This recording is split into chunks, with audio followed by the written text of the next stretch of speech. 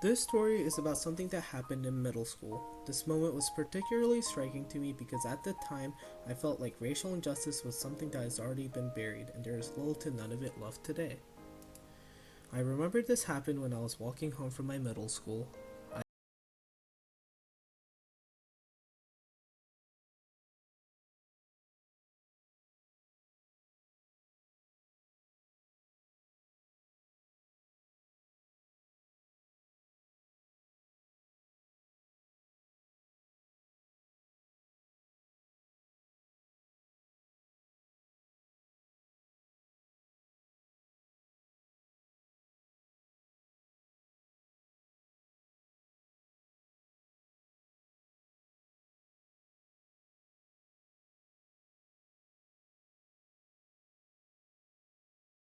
started to head out of school towards the trail. I normally walk through the trail enjoying the luscious greenery and the freshness in the air, but then came across some bullying happening at the end of the trail. I stayed semi-hidden in the trail and listened in to what was happening. Some high school boys in this Ford truck were making taunts against this African American girl. They were spouting racist words and also just saying plain rude things. By the end of their taunting, I realized to not be a spectator but to become a player. I pulled out my phone and started recording their taunts to her. Until finally the high schoolers got tired of taunting her and just drove off. I noticed that the African American girl was flushed with anger as I approached to talk. She gave a very unfriendly hello, and I awkwardly showed her the little of the taunts I recorded. She beamed at the recording, knowing that I provided evidence for this act of injustice. She asked if I could loan my phone to her for a day, and I said yes. And she took my phone and hurried off somewhere, which I presumed home. I headed home and reflected on what happened and was baffled at what I did because I didn't specify when to meet up again, so I can get my phone back. Very dumb of me. Yes, I know. Rest of the day went on as normal, but when I was laying in bed, I was restless because I was thinking about the bullying that happened today. How could one just taunt someone because they were a different race? It was something that I thought that was already buried already.